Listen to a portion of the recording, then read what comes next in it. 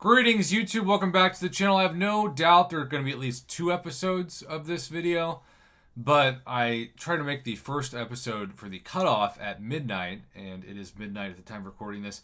And I, believe it or not, have a bunch of work to do before leaving to hopefully not do much work in Chicago, because, of course, I'm flying to Chicago this weekend for Mama Bear's anniversary of her 30th birthday celebration live stream, and it's going to be super quick. I'm going to fly in Friday night, fly out Sunday morning.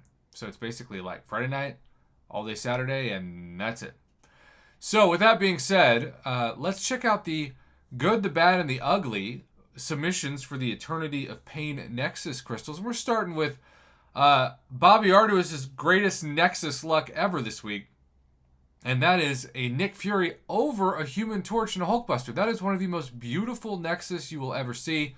I do think Nick Fury wins that battle if I look at the tier list from September overall champions.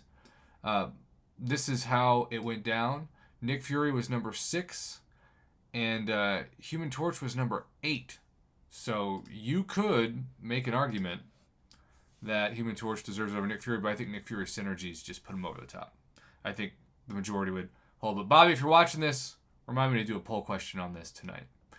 All right, so how about Stevie Stark, although I miss his cool font on his photos. Yellow Jacket, Awakened Red Hulk, both solid options. Now, how about Scorpion for the first time? He's been hunting this guy forever.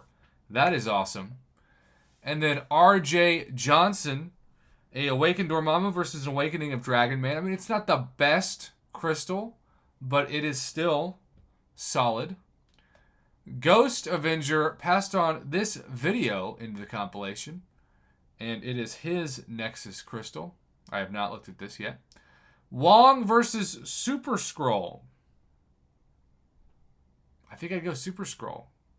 Maybe? I don't know. I use him as a defender. Is Wong better than Super Skrull? That's another put it on the poll question for Ghost Avenger. All right, Lightburn 22. This is no mystery. Already had Namor and Magneto, a.k.a. Red Mag's Awakened. So go with Archangel Awakening. Yeah. Reaper 2496. Omega Sentinel over Guillotine 2099. This is a thumbnail nominee officially. And yes, Reaper, I think you made the right choice.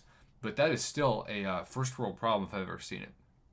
How about Breeze Cabess doing Hitmonkey against Hercules? Sorry, Gambit, it wasn't in the cards for you to be chosen on this. 6-star Hercules for Eternity of Pain. Talk about worth it.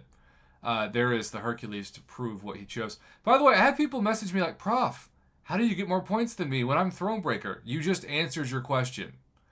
Wallet Breakers got more opportunities than Thronebreakers, but that's been the case for like 3 straight events. So I don't know how people don't know this information. You know, it's not news. You Mop, my man, got Blade just like me. I guess I could have put myself in this crystal opening compilation. Killmonger would have been a good backup. And heck, can you imagine if he didn't have Shang-Chi? Blade probably wouldn't have been chosen, but fantastic NEXUS for him. Big E, shout out to him. Red Mag's Awakening or Havoc or Sabretooth? I think I'd go Red Mag's. Lord Brooklyn awakened his Hyperion. Talk about all the hype in that pool. And then Soringa 07 awakened his Kitty Pride. Amazing.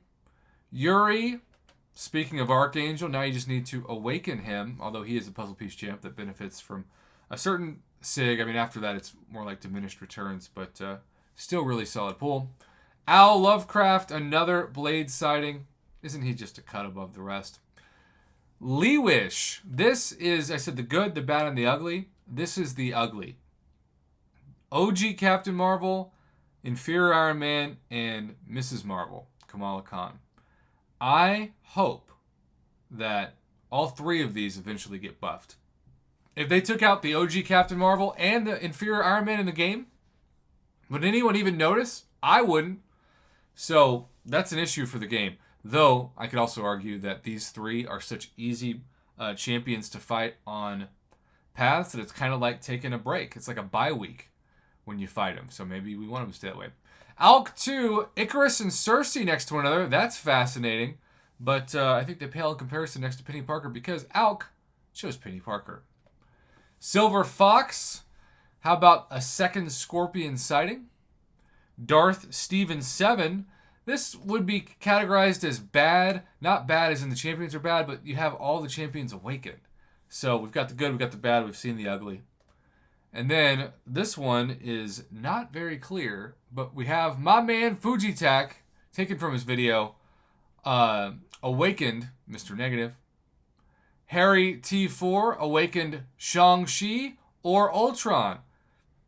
I think the right decision is to go with the first puzzle. He agreed. He chose Ultron.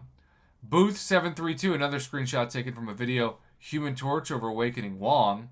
Ryro311 didn't send over his Nexus, though he is looking at me in the top right of the screen. So, yeah, that's always flattering.